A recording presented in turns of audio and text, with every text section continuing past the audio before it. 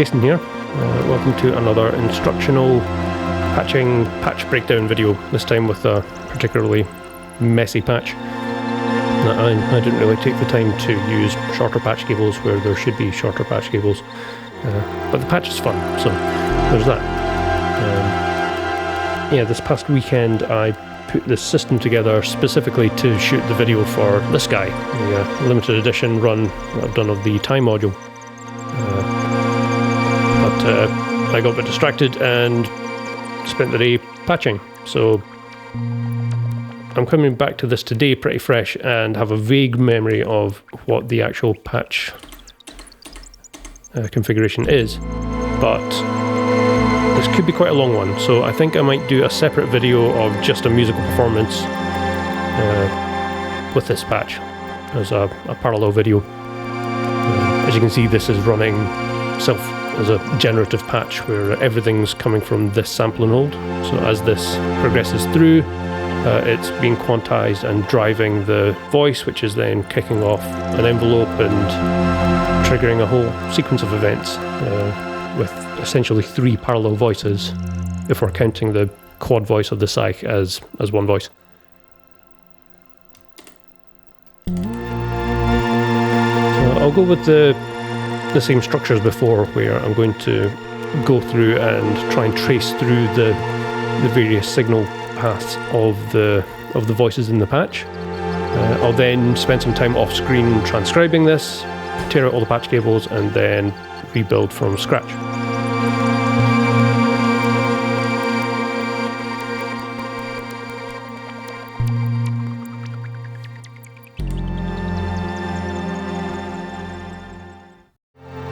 Okay, let's dive in and try and figure out what's going on in this patch. The primary voice, which is this chord progression, which at the moment is being clocked from the internal clock of this Thai. Then the output CV is being quantized, and it's every time there's a new chord or root note that's chosen, that's what drives all of the various elements of the patch. I'm going to just move patch cables out the way as I go and try and uncover what's happening. So the output of this Thai sample and hold, which has a defined clock rate and a low setting, that's going into the CV input, that's being quantized and defining the root note between root flat 2, 5 and flat 6. And I believe the whole thing's set in alien mode. Yep.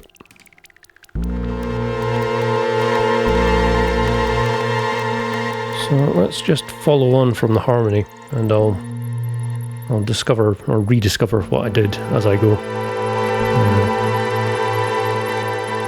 So you can see we've got root 3rd and 5th outputs from the harmony. There's a little bit of slew on the root, and they're going into the primary volt per octave input, and then the 3rd voice and 4th voice here. The reason I'm doing that is my root's going into the primary, and that internally normals to the 2nd oscillator volt per octave input. And if I press this button, we should see on the LED button. There we go, so that's in original octave, that's now sub-square, and sub-square PWM. So that's the setting it was in. So it means that my root oscillator's down an octave as a square wave that's just steadily pulse width modulating based on its own internal modulator. We then have a double of the root at the original octave. So we've got sub and original octave, and then we have 3rd and 5th as our chord tones going up. So already it's quite a wide, powerful voice as is.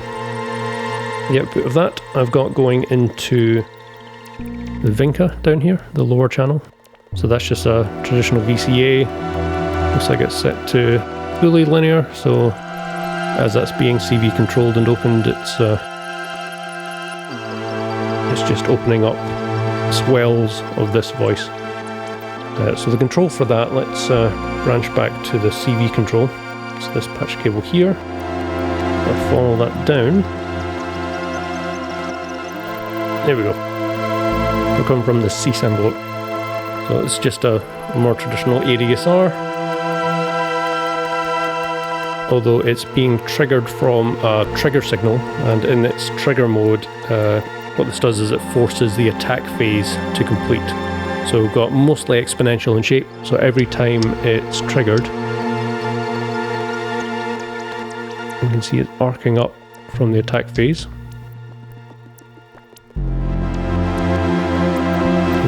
Attack, and straight to release.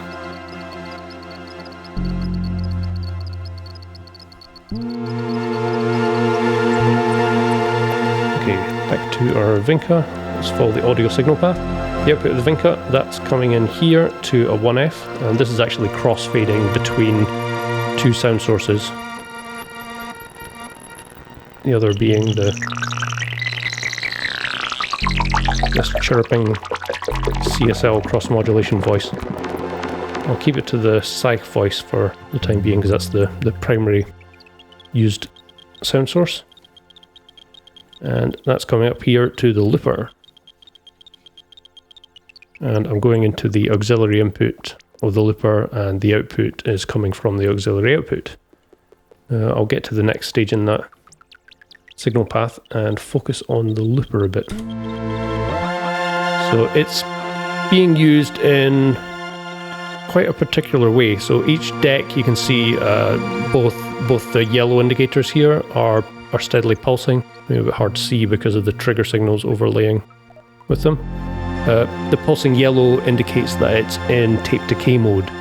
So each deck is running as its own independent tape loop that's constantly being written over and recycled. So what we're seeing with they're not actually the play heads, we're actually just seeing the record heads. If I stop recording, here we can actually see the true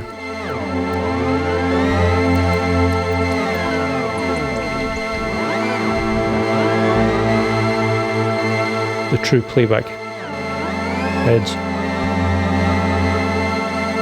There, so the right deck is a shorter loop.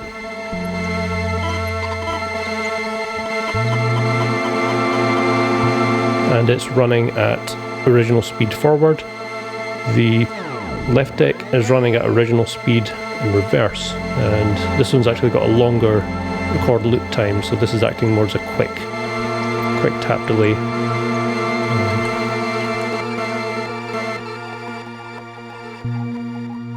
There we go. So with them constantly writing, it means that there's a natural overwriting of the older content, and that's defined by the time controls being all the way anti-clockwise on the looper. So that means that there's no retention of the previous recorded material. It's constantly being written over. If I were to bring this up, it's effectively like a feedback amount.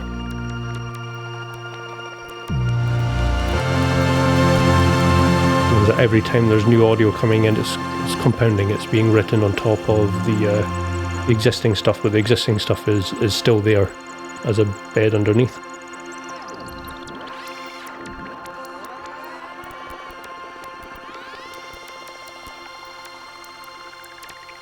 There we go. I'll take the tape decay all the way down to the biggest, and I've actually bumped that up to the octave above now.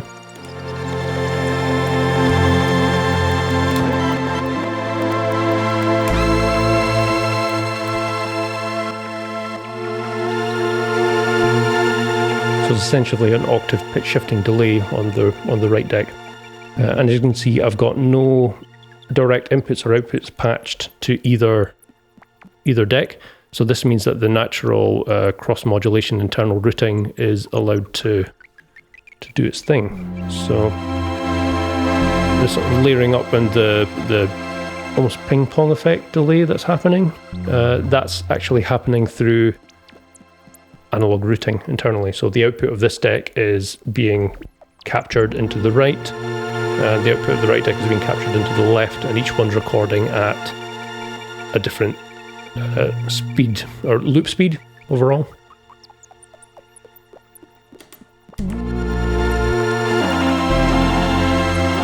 Then at any time I could hit the link button and then actually track both at the same rate. So this is actually playing back in reverse on each deck. If I take the record off, you see the right deck's actually moving considerably faster. That's due to it being a shorter tape loop. So it's running at the same speed of playback, but because there's less tape, it's rolling back faster.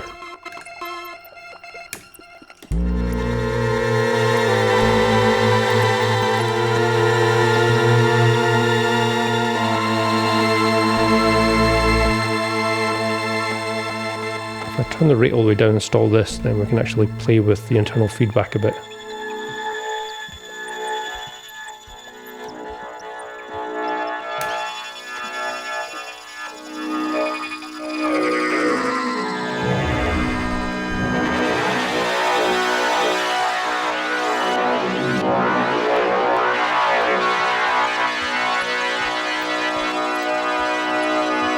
Some very interesting drones in itself. So there's a little bit of bleed, I think, of the signal that's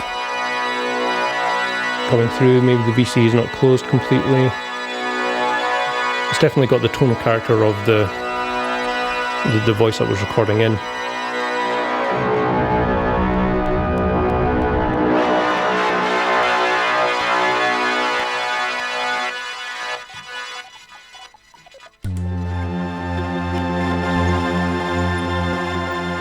The way the looper's designed, of course, it's got the analog channel circuit that I developed to ensure that the audio input, the codec that's attached to the processor, that will never get a chance to clip digitally. So you'll always just get analog saturation, even with the output completely maxed and it feeding back directly.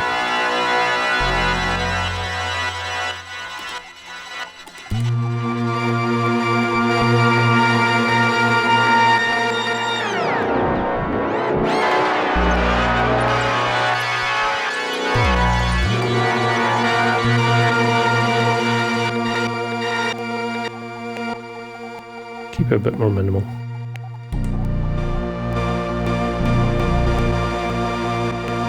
You might hear some almost rhythmic stuttering. So that's coming from this TSL, which I'm using the square wave to come out and go into the retrig input of the left deck.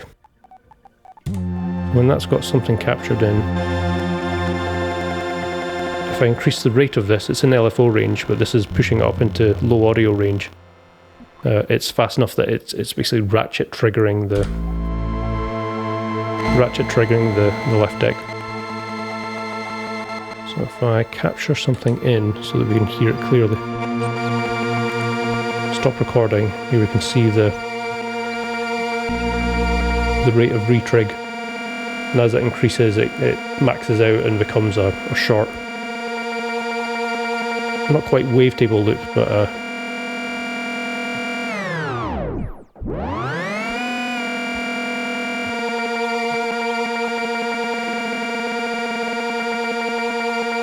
adds a slightly less natural, sort of glitchy texture to it, I find.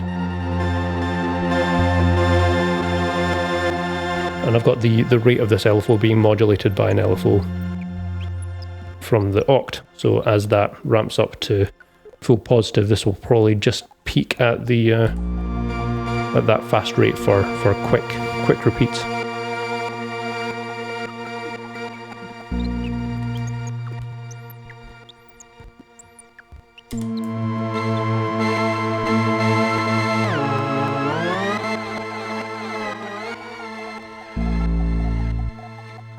Okay, what else have we got going on?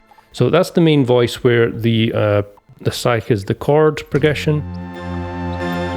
That's going into the looper. The output of the looper is coming out here, going through the scope, and the scope is mixing in this 1F, and that's going to my output. So that's as close to being a direct signal path as we'll see in this patch, I think. So let's look at the two parallel voices that are going on. So this 1F, if I bring it down here, I'm crossfading between two sources. One source is the looper output, so that's my delay looped Saïch voice, chord voice. If I bring this 1F all the way down, we're hearing a combination of things. We're actually using this as a crossfader between two voices. So it's a rather messy way to produce a mixer where I'm crossfading between two signals and then that signal's crossfaded with another signal. But between them I'm able to mix these three voices in together. Let's keep it here. So what we can hear, this is the sort of sporadically triggering bass voice. This started out as almost like a kick voice that I was working on, that was being triggered periodically throughout the patch.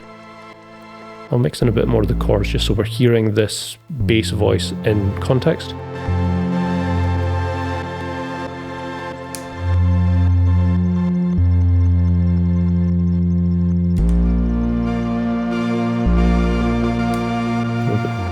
So I'm striking the 1047 filter. That strike is coming from, where are we? It's coming from an output of the Yas. So there's some logic going on here where I'm combining different rhythmic elements within the patch so that it's, it's not like a regular time thing. It's occurring when it's, it seems to be XOR'd with another signal that's possibly coming from the gate output of the release. Yeah, we'll figure that out when I do my full transcription of the patch, and we'll see exactly what the signal flow is. But it's been clocked from something that's logic combined with something else. That's good enough for now. Yeah, so whenever it strikes, it's pinging the filter effectively. The output of that is going into the Nyoni here. So this is a bit of, oh, it's going somewhere else first. It's going through a Saïch, so I'm using the Saïch just to limit in this amplitude, and then the output of the Saïch is going into the FM input of this Nyoni, and this is set to through zero FM mode, not an LFO.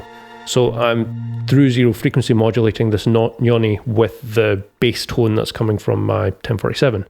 So if I go to just the 1047 on its own, kick in the feedback so that we can hear it direct on its own. So we can hear that slight slewing that's coming from the slew rate of the root output, as that's going into a passive mult, so that the root's controlling the root voices of the Saïch as well as the 1047 as a root note. So here we can hear the through zero aspect, which in this context it's effectively working as a wave shaper or a wave folder.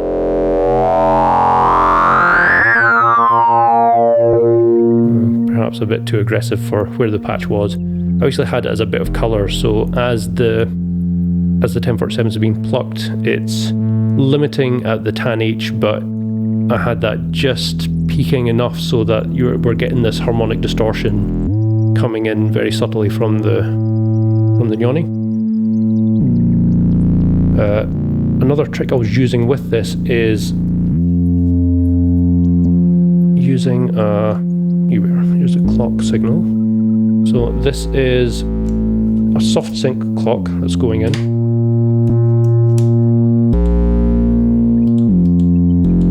Here, as I change the latch state of this switch, we're kind of clicking into a sub-octave, and that's coming through connecting a signal into the soft sync input, and this signal is, I think it's a parallel branch coming from, yeah, it's a parallel branch coming from the 1047. So I've got a parallel output. So I'm using the high pass output, so that will always be quite an aggressive transient whenever the filter's getting pinged. The output of that's going into the AND gate of the Yas, and that's essentially just acting as a pass through, and it's hard clipping, so it's creating just a block square wave signal at the oscillation rate of the 1047. So the output of that is then used as my soft sync signal. So every time there's a cycle coming into the through zero FM, it's being soft synced, which is adding an additional flip to the wave shape, which effectively adds in a sub-harmonic.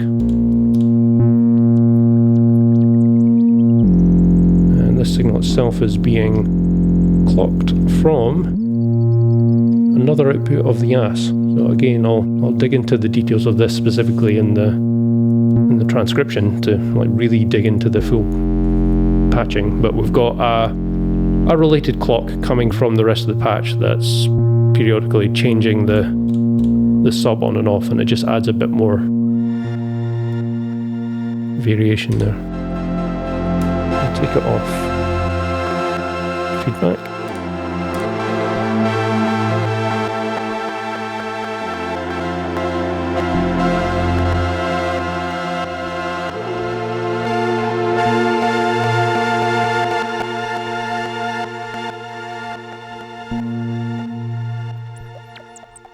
Okay, let's listen to the last voice here, which is this textural, almost bird-like chirping. Originally I was playing around with gated white noise to create a sort of rhythmic hi-hat type effect, but I switched that out for something that had a bit more fluctuation in pitch. So I had the CSL here, and we're listening to the sine wave output, which is going through. It's going through the top channel as Finker. The output of that is, I believe, my actual output. Yeah, so that's going into to two destinations. It's going into this 1F. So this is the dry signal, and I've also got the ability to mix in a certain amount of this into the looper.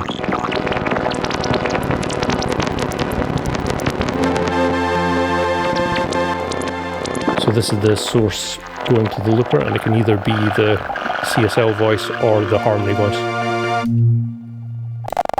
And then this is the dry signal coming from the CSL. And there's quite a lot of things going on here. So we're listening to the lower oscillator sine wave output. It's soft synced to the top. The top is actually an LFO range.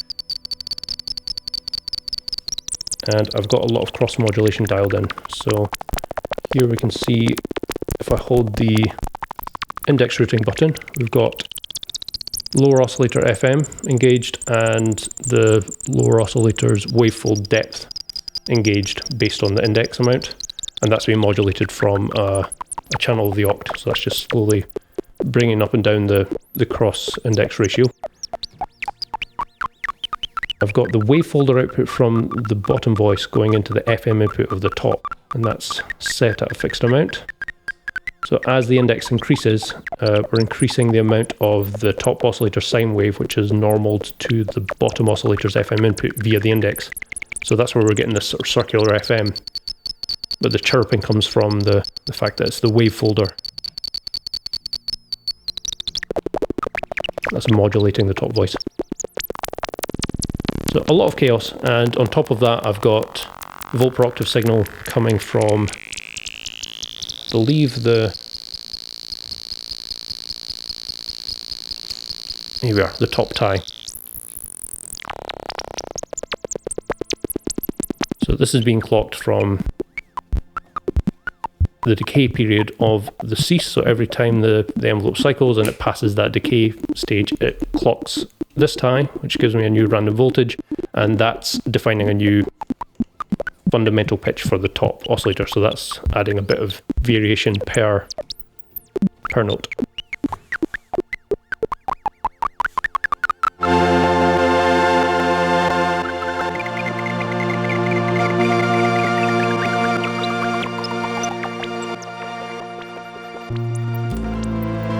Altogether, it blends quite nicely where you've got this textural high-end element. We've got the bass voice that's plucking away and jumping octaves and just adds a bit of lower end there, and then there's the main chord voice from the harmony that's just doing its thing harmonically. The harmonic chord progression and tempo might not necessarily be exactly what I want from this, so if I was doing this as a more in-depth generative patch, I might use a sequencer or something to pre-curate the order of chords.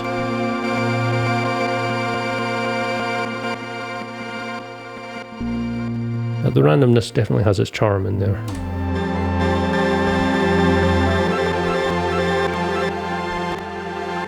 I guess there's another aspect that I didn't touch on. So this same tie, which is modulating the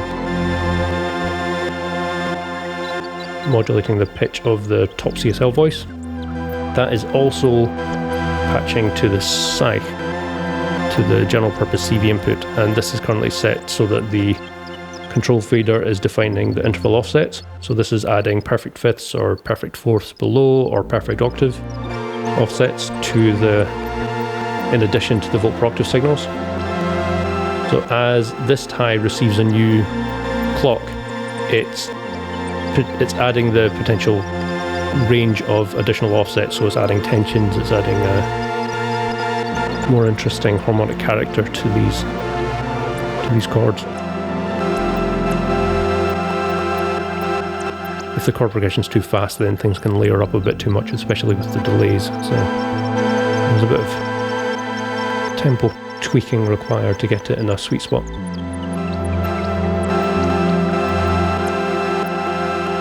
Okay, I'll leave this to run musically so there's some background while I'm scribbling out the actual signal flow, and then I'll be back with you to rebuild this from scratch, which can take a while in itself. Speak to you in a bit.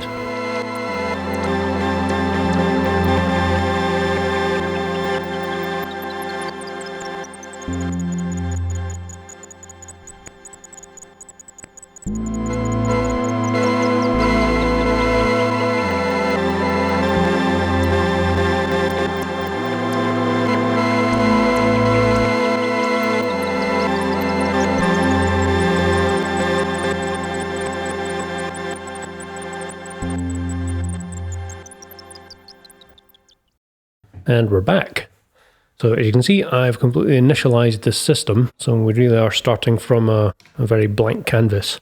So hopefully I can get us back to a similar context that we were at before. This might take a while, as there's quite a lot of detail to the three parallel voices that made this patch up. So let's dive in, and I'll just talk through what I'm doing as I go. First step, I'm going to focus around the harmony voice, which is harmony controlling the Saïch harmonically. So I'll set the harmony to alien mode. We're already there. I'm going to put this into manual performance mode so that I've got direct control over what chord tones we're hearing. And first setup. First off, let's make sure that the Saïch is tuned as we want it to be stably.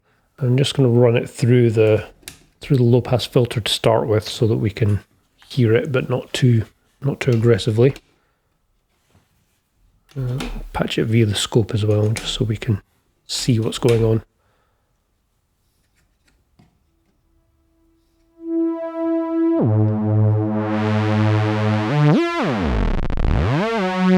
Cool. Okay, let's keep it to a single oscillator, and I'll tune that to the fundamental that we'll be using for this patch. And I take a note of this off screen. So this was set to A3.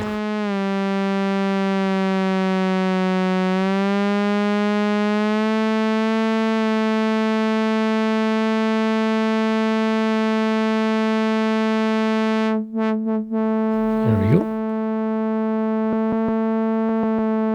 And instead of doing the full tuning process because I'm pretty confident this Saïch well calibrated for this system.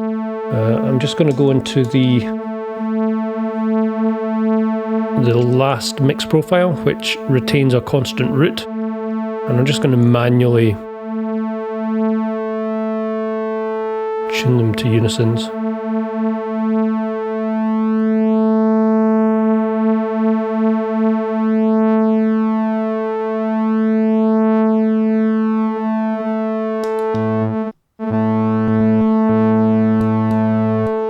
There we go.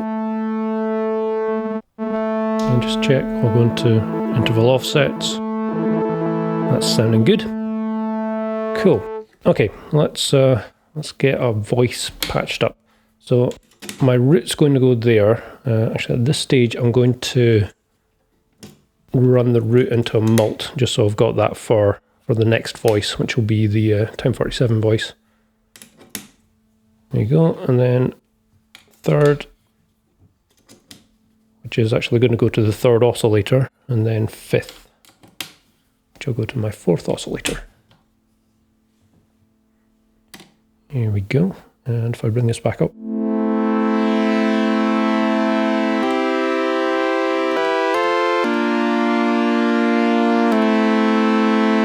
Sounds good, and I'm going to put this in sub mode with the PWM.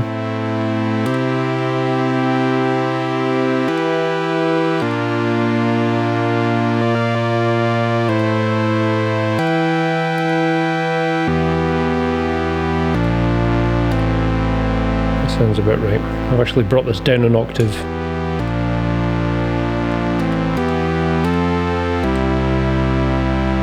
Now if I stay in interval offset,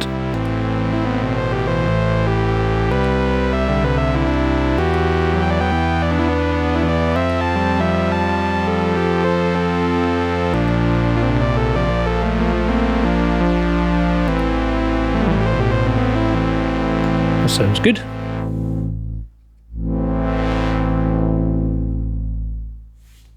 So let's do the control signal path as we go. So the gate output of the harmony is going to be triggering the cease. Use a longer patch cable. Keep them a bit more out of the way. And add the cease set to trigger mode. So that means whenever it receives any gate or trigger signal, the attack phase is forced to complete and roughly match the position that I took note of. That should work. Okay, so instead of going via the filter, this was actually going through the lower VCA on this Vinca here. Take that out.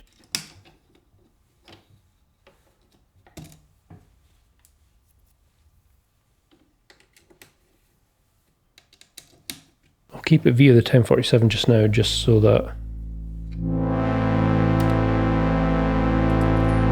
we've got a bit more of a soft sound.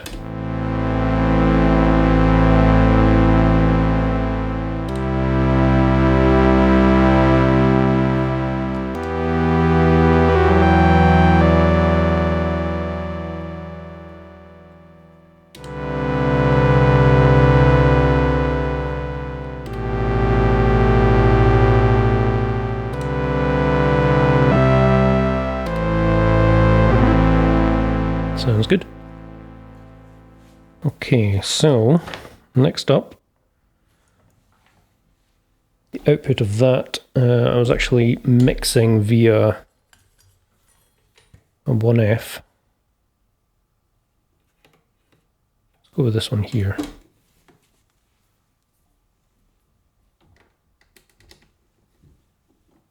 Now my output's going through this fader module, so I can attenuate it, and eventually I'll crossfade it with one of the other voices. And then this is going into the looper.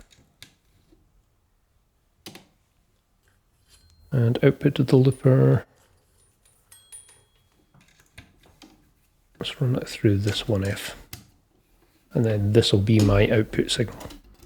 So signal flow, Saïch audio output through VCA. VCA is going to a fader module, so I can crossfader another signal. The output of that is going through the looper, and that's what we are going to be monitoring via the oscilloscope.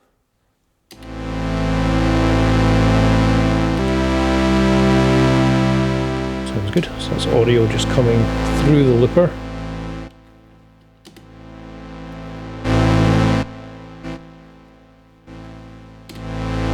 As you can see, I'm going into the auxiliary input and listening from the aux output. So the top fader here is choosing which deck I'm sending the audio to. Here it's actually sending to the right deck, and we're still hearing it because there's a certain amount of level dialed in at the output, which is then sending it back here. The output of that's then going back. So it's a constant loop going on. So if I was to turn these outputs up,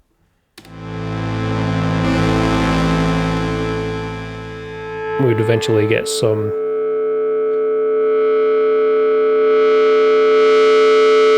fixed feedback.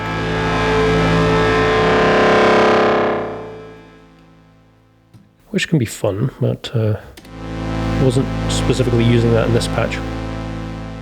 Okay, so settings of the looper. I'm going to put both decks into tape decay mode. So with the yellow LEDs pulsing like that, that's indicating it's tape decay mode, as opposed to delay mode, where it's just a steady yellow indicator, or off.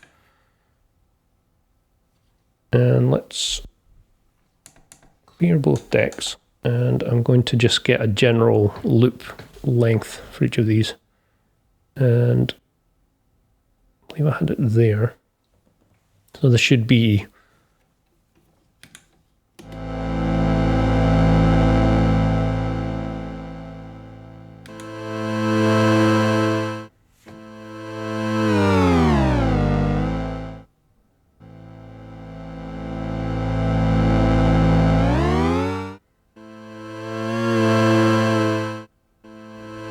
So in my notes I've got this drawn perfectly horizontal to the left, so that's actually twice speed in reverse.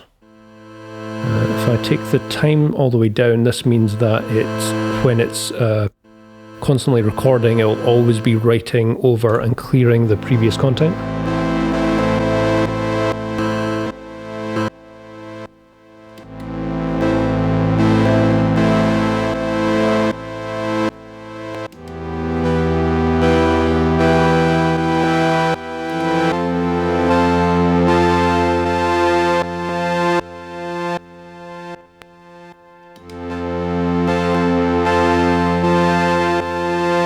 Okay, so that's the left deck working. I'm going to switch over to the right deck, record in a shorter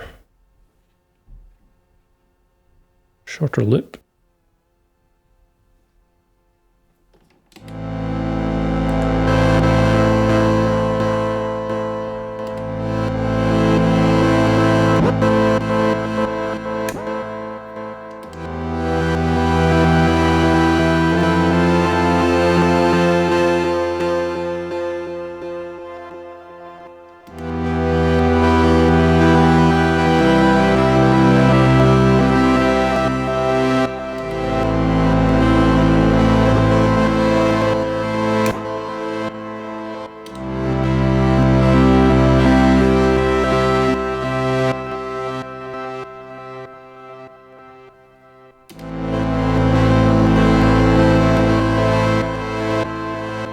Playing with the loop length parameters, that effectively changes the delay time as we're shortening the the length of virtual tape loop that's running round the recorder.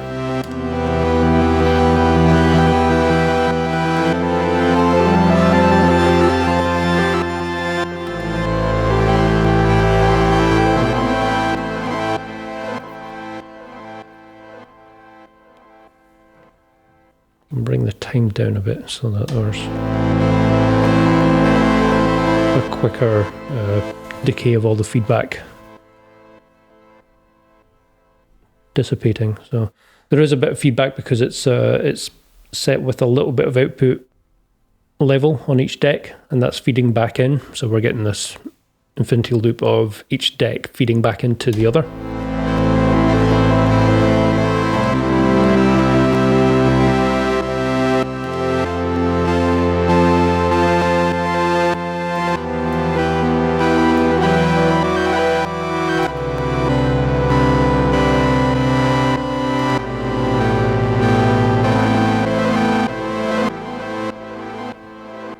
Yeah, that's in a good place.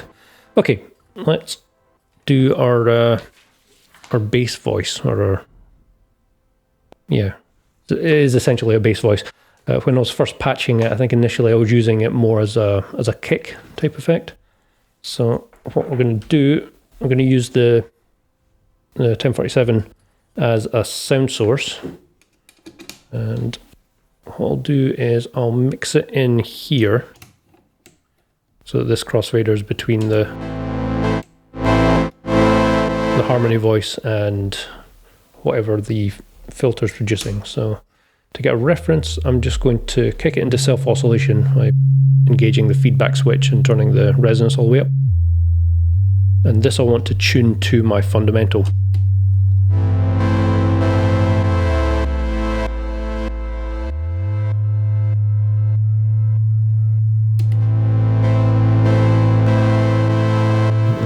Taking a vote per octave signal, which is coming from this multiple that I already have set up, and that will go into the vote per octave.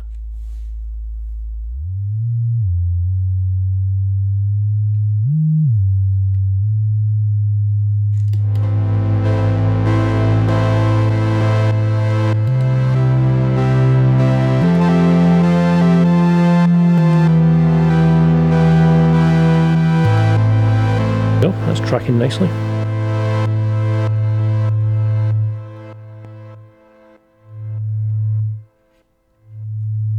So let's process this next. So the signal flow was, this guy was going into a tan H, and that was just limiting the signal amplitude a bit.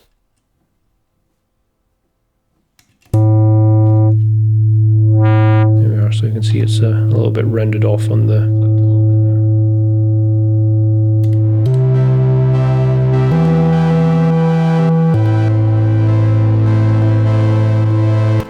Now the output from that is going to be frequency modulating this Nyoni, and it's set in through 0 FM mode. So I'm actually using the Nyoni as a wave shaper, or some sort of wave folder. So set to AC coupled, not in LFO mode, and in through 0 mode.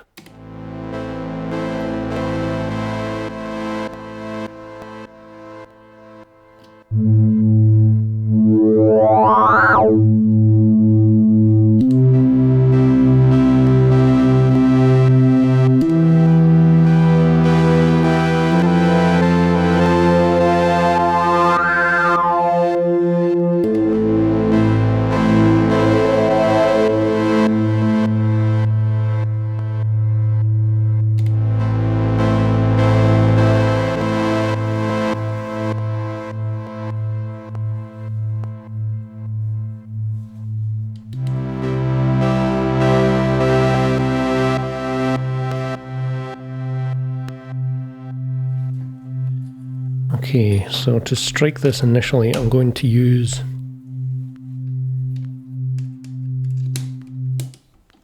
I'm just going to use the attack output, gate section output on the C. So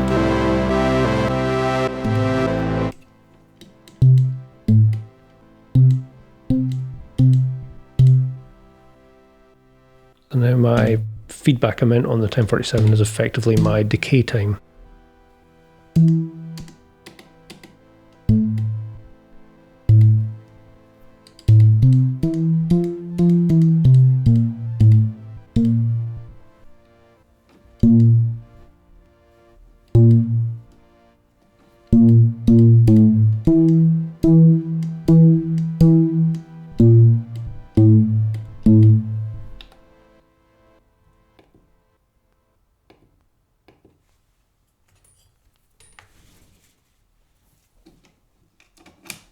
just for reference, I'm going to pull the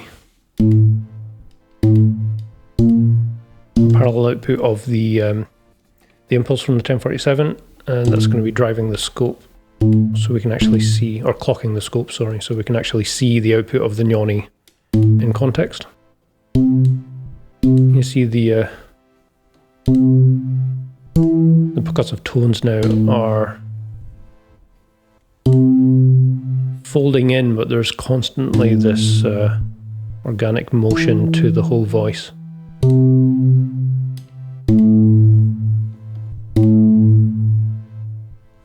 Cool. Okay, so let's process this further. I'm doing some quirky things here that were an experiment but turned out to be quite cool. So here's the high pass output, and I'm actually going to be running that into the AND gate of the Yas.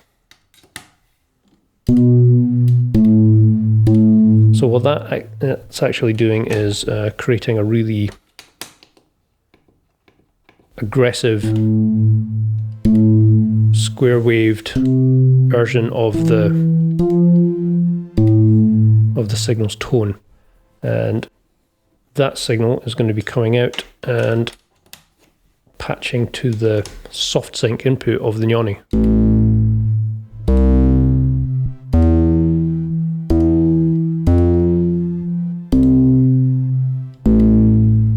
As you can hear, that's adding in a sub-harmonic. So without soft sync and with soft sync. And that signal actually is being toggled on and off, so it's not happening every note. So if I have this here now, this is in latching, so if I engage the latch,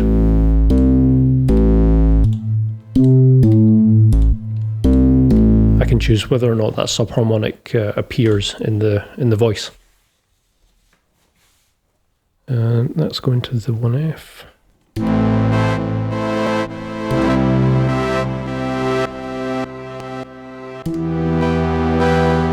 Sounding good. I'm definitely getting there. Okay, I'm going to add in the logic control that is going to be engaging and disengaging the sub.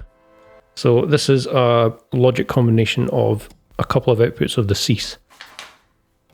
And what I have here is the combined trigger output. So this output jack here will fire a trigger every time there's a change in segment of the ADSR. And I'm using the XOR logic comparator here to combine that combined trigger output signal, and that's combined with the release gate. There we go. And now I'm going to be using the inverted, so the XNOR signal is coming out, and that's going to be controlling this.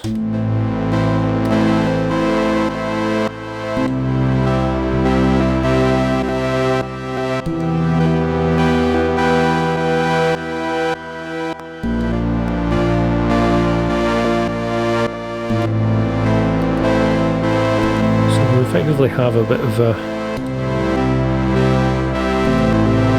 flip-flopping of the sub voice coming in and out.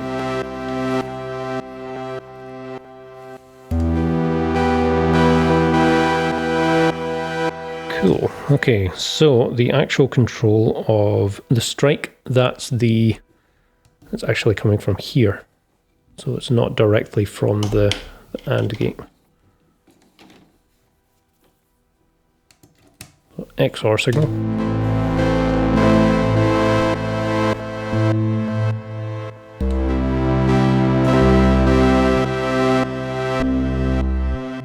So now every time there's a pulse happening at the trigger output, you can see it's XOR'd with the high gate state of the release. So we have a bit of automated, slower dynamic clock coming from the cease that is now triggering or striking the bass voice of the 1047.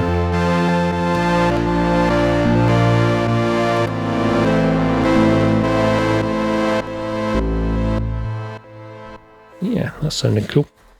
Okay, next up, let's get into the weirder, more sort of chirpy noises that are going to be coming from the CSL. I'll need to read through my notes for a second.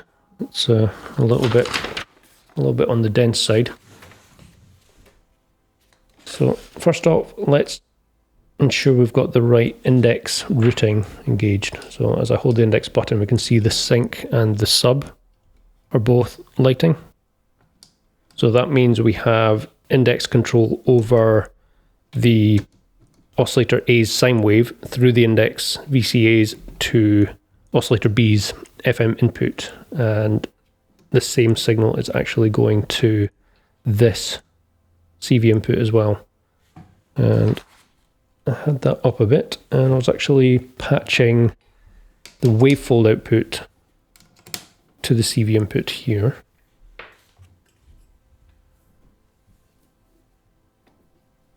Okay, let's get this accurate. I'm going to patch my Gnoni voice and crossfade that with the output of my CSL.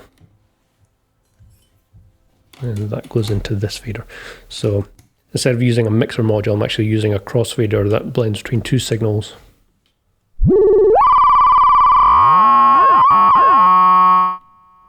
So this is either my 1047 bass voice or the voice coming from the CSL.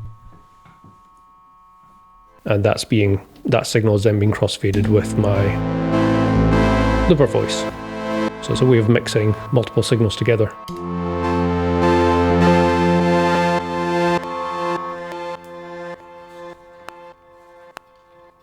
Okay, let's see if we can get this into a suitably chaotic position.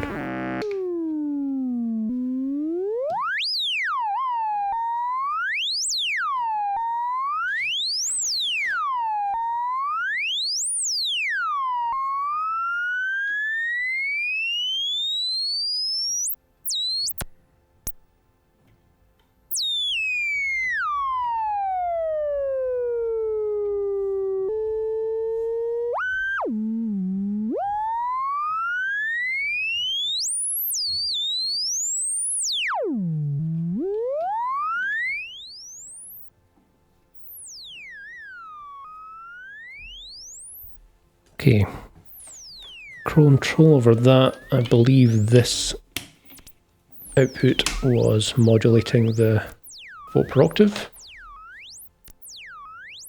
No, I'm wrong. It's coming from oct channel 3.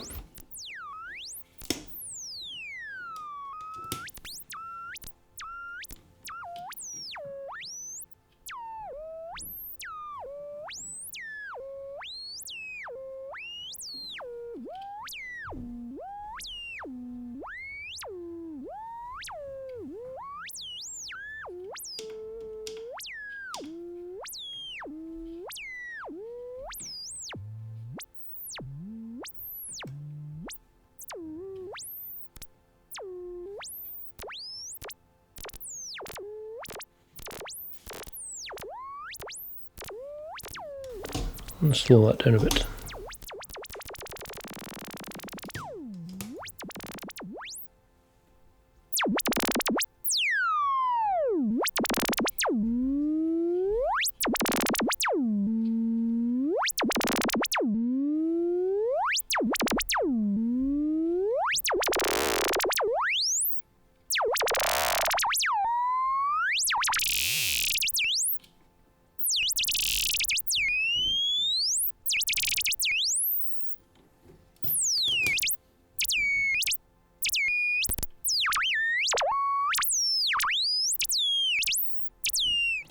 That's getting close.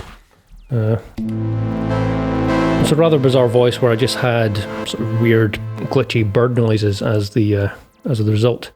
I think I'm missing some gating using a VCA. So the output of this is not going direct, it's actually going via the top VCA of the Vinca. And the output of that is going to two destinations. One is the crossfader we're currently using.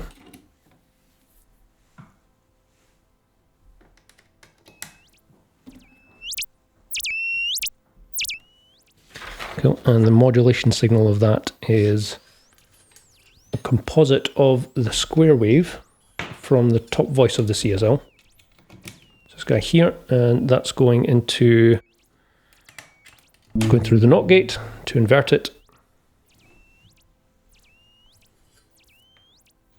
And the output of that is actually going into the OR gate. And that's being combined with,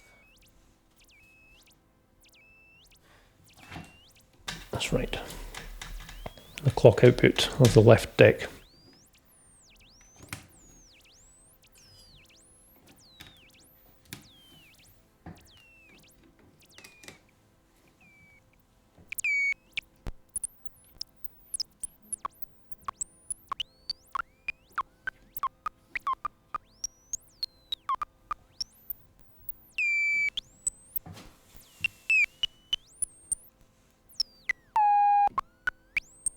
Yeah, that's more percussive. That's sounding right.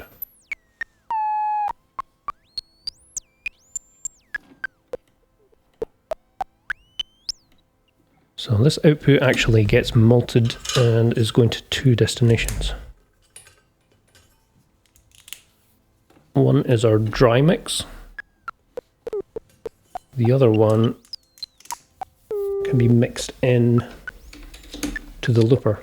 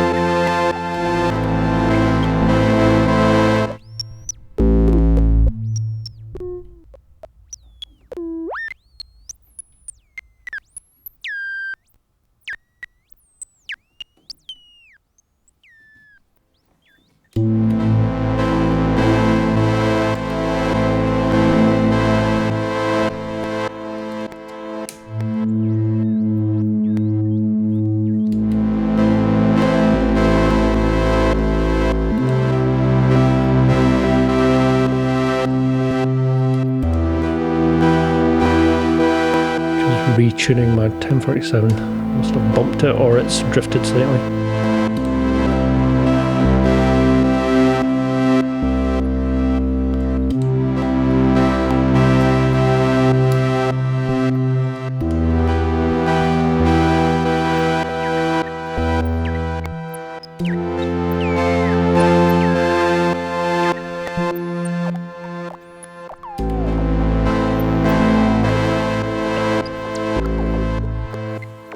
Cool.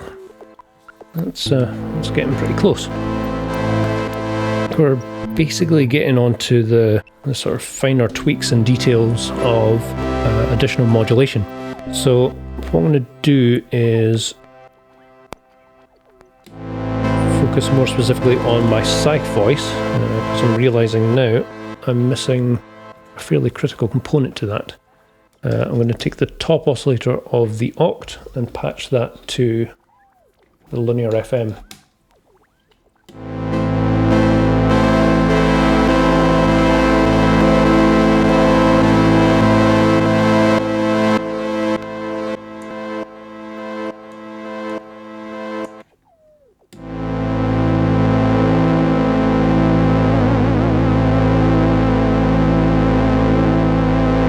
There, I've stopped the decks of the looper so that we're just hearing the Saïch voice coming through dry.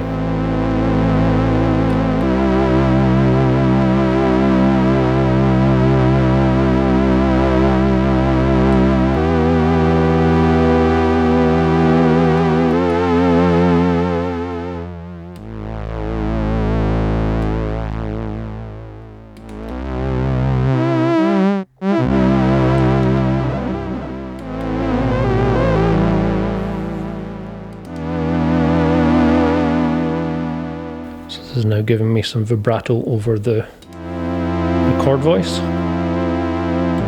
And as that's being delayed and looped in, that should add a nice bit of more fullness to the sound. We effectively have chorusing.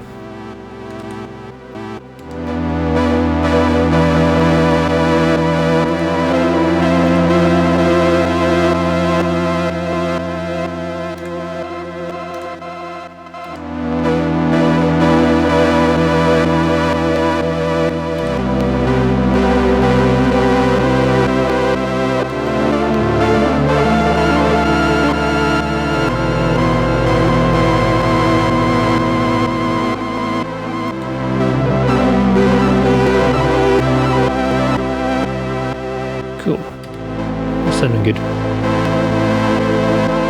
Okay, what are we on to next? Okay, so here's an interesting trick with the looper. I'm going to take the square wave from this TSL, which is set to low frequency mode, and I'm going to patch that to the retrig input.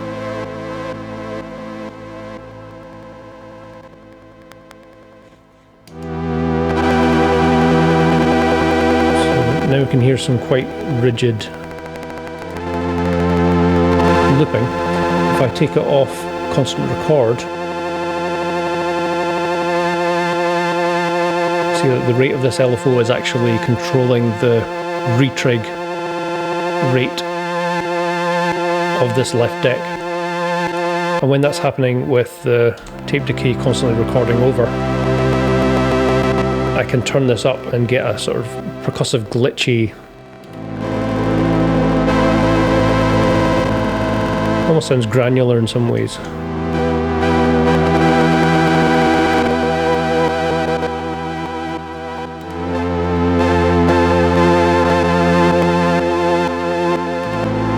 if it's down low, then we're rarely going to hear it. It'll just occasionally be a reset of the loop point. So it's only when it really increases up to a higher rate you get that more digital sounding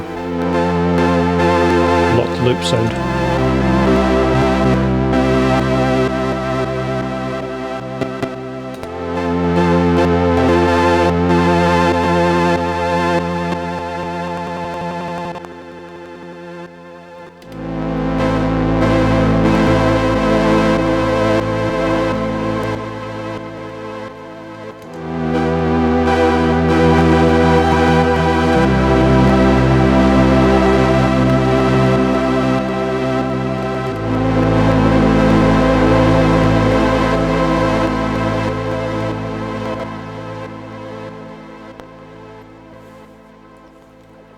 And add a bit of automation to that. I'm going to use the 6th output of the oct, and that's going to be modulating the frequency of that LFO.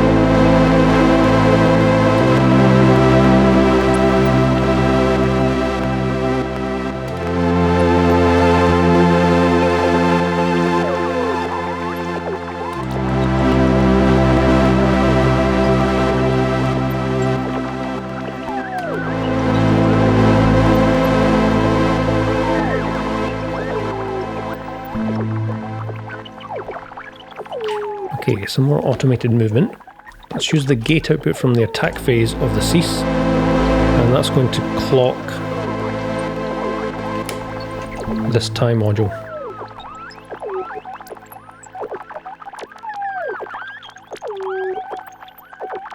And let's send that to... This is set to unipolar positive, so it's full wave rectifying the noise signal level about halfway. And I'm going to patch that to the CV input that controls the aux input mix on the looper.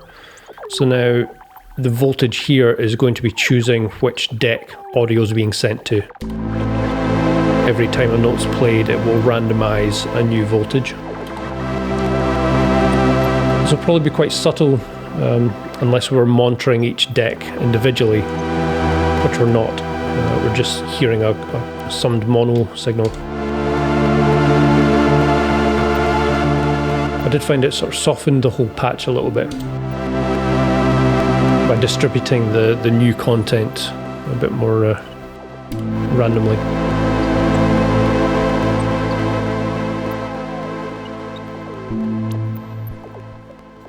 Okay, let's add more sample and hold.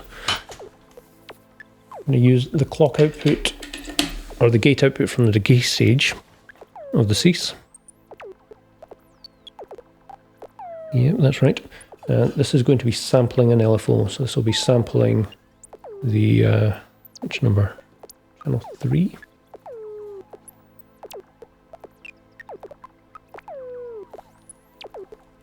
Go channel 5.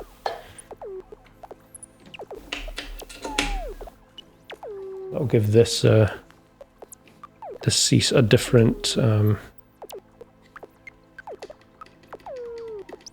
different source. So this will be a full wave rectified LFO triangle wave that's going in, and the output of that is going to go to destinations. Another multiple. Here we go. First output, I'm going to send this to my volt per octave signal. And I'll link that, so it's going to be controlling both voices of the CSL. So every time the decay stage hits, it's picking a new random voltage. That's that's going to be the new fundamental pitch for both oscillators on the CSL. So every note there should be a new ratio of chirping between the created by the CSL. And another branch of this signal I'm going to patch to the CV input on the Saïch. I've just ensured that the mapping of the CV input is to the interval offsets. So every time I play a new note, I'm getting a new random CV that's defining a new interval offset, so I'll get different combinations of tensions, making the harmonic structure a bit richer.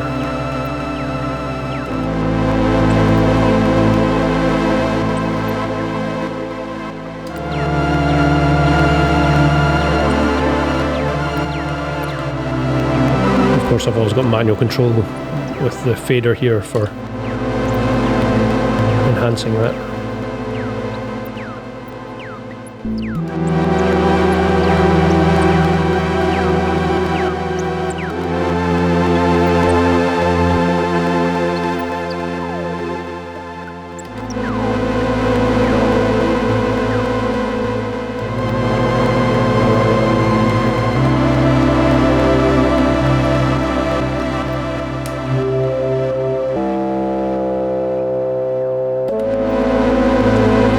Tune this down an octave.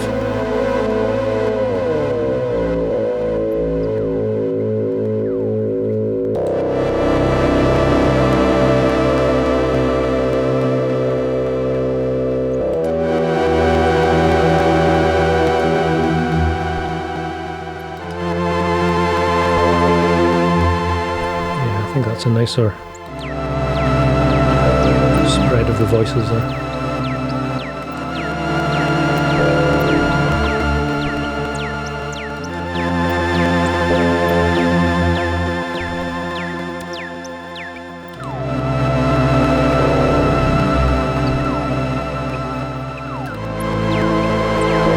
Very last touch, if I want to automate the whole thing, then I can bring in this last sample and hold and use that to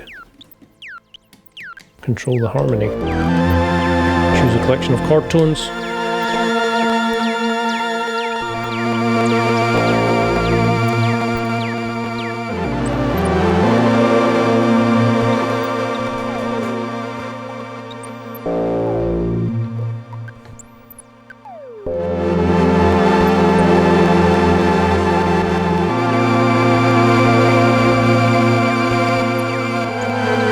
Is now generative.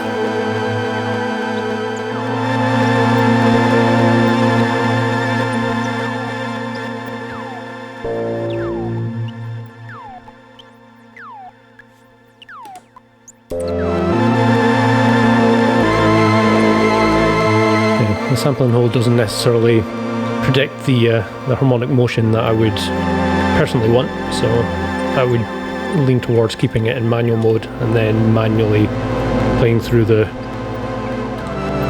chords that I would want. But this could also be sequenced from any external sequencer.